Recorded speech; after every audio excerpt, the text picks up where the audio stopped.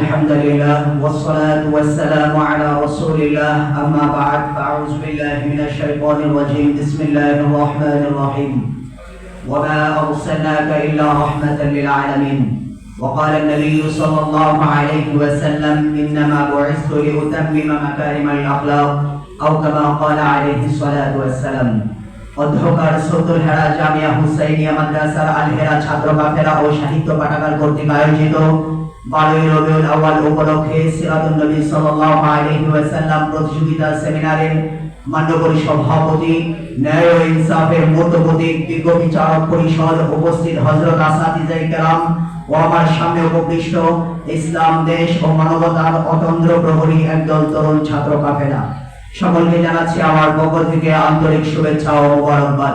প্রিয় উপস্থিতি, নির্ধারিত বিষয় বিশ্ব শান্তি প্রতিষ্ঠায় রাসূলুল্লাহ সাল্লাল্লাহু আলাইহি ওয়াসাল্লাম সময়ের এই সংক্ষিপ্ত পরিসরে উক্ত বিষয়টি সামনে নিয়ে কিঞ্চিত আলোকপাত করার চেষ্টা করব। ওয়া মা তাওফীকি ইল্লা বিল্লাহ। প্রিয় উপস্থিতি, আজ থেকে হাজার বছর পূর্বে যখন পৃথিবীর আকাশ ছেয়ে গিয়েছিল অন্ধকার কালো মেঘের নেই, সমাজের প্রতিটি রন্ধ্রে রন্ধ্রে ঢুকে পড়েছিল অন্যায়, অবিচার, জুলুম, নির্যাতন, খুন, গুম, হত্যা। এক কথায় যে সময়টিকে বলা হতো আইয়ামে জাহেলিয়াত। মানুষ আকাশ পানে তাকিয়ে বলতেছিল, কেউ কি আছো? এমন একজন মহামানব আমাদের উপহার দেবে যারা আমাদেরকে মানুষ হিসাবে বেঁচে থাকতে সহযোগিতা করবে। কেউ কি আছো? এমন এক মহামানব আমাদেরকে উপহার দেবে যে আমাদেরকে মানবতা শিক্ষা দিবে। প্রিয় উপস্থিতি, এমনই পরিস্থিতিতে আল্লাহ তাআলার পক্ষ থেকে রাহমাতাল লিল আলামিন হিসাবে প্রেরিত হলেন বিশ্ব মানবতার মুক্তির কান্ডারি মুহাম্মদুর রাসূলুল্লাহ সাল্লাল্লাহু আলাইহি ওয়াসাল্লাম। মানুষ আস্তে আস্তে ফিরে পেতে লাগলো অন্ধকার ছেয়ে যাওয়া এই সমাজের মধ্যে আলোর দিশায়। প্রিয় সুধী, রাসূলুল্লাহ সাল্লাল্লাহু আলাইহি ওয়াসাল্লাম শৈশব কৈশোর পেরিয়ে যৌবনে পদার্পণ করার সুলগ্নেই 14 বছর বয়সে হিলফুল ফুসুল নামক শান্তি সংস্থায় রাসূলুল্লাহ সাল্লাল্লাহু আলাইহি ওয়াসাল্লাম যোগদান করেন এবং অঙ্গীকারবদ্ধ হন ছোটদের উপরে বড়দের জুলুম, নির্যাতন, সমাজ থেকে খুন খারাপি, অন্যায়, অবিচার বন্ধ করতে প্রতিজ্ঞাবদ্ধ হয়ে যান রাসূল।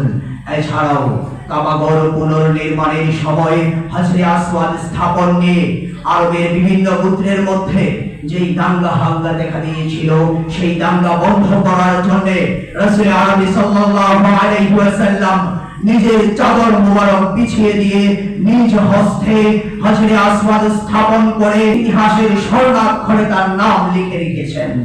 প্রিয় সুধী, যখনই রাসূল সাল্লাল্লাহু আলাইহি ওয়াসাল্লাম যৌবনে পদার্পণ করে 40 বছর বয়সে উপনীত হলেন, আল্লাহর পক্ষ থেকে নবুয়তের মহান দায়িত্ব পেলেন, তখন মানুষকে শান্তির দিশারি দিতে আবার ডাকতে শুরু করলেন।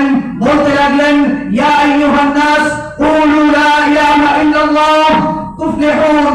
হে মানব সম্প্রদায়, তোমরা ফিরে আসো আল্লাহর দিকে, আল্লাহর পথে, যেই পথে আছে মুক্তি ও শান্তি।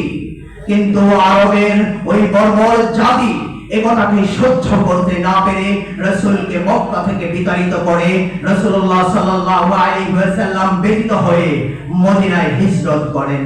মদিনায় হিজরত করে রাসূল মদিনার সকল ধর্ম, সকল গোত্র নির্বিশেষে সকলের সম্মিলিত সমন্বয়ে একটি সংবিধান তৈরি করেন, যেই সংবিধানকে আমরা 51 ধারার মদিনা সনদ বলে চিনে থাকি।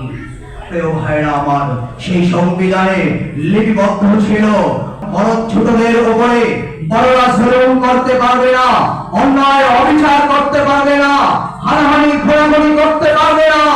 যদি চুরি করে, রাহাজানি করে, আসারিকু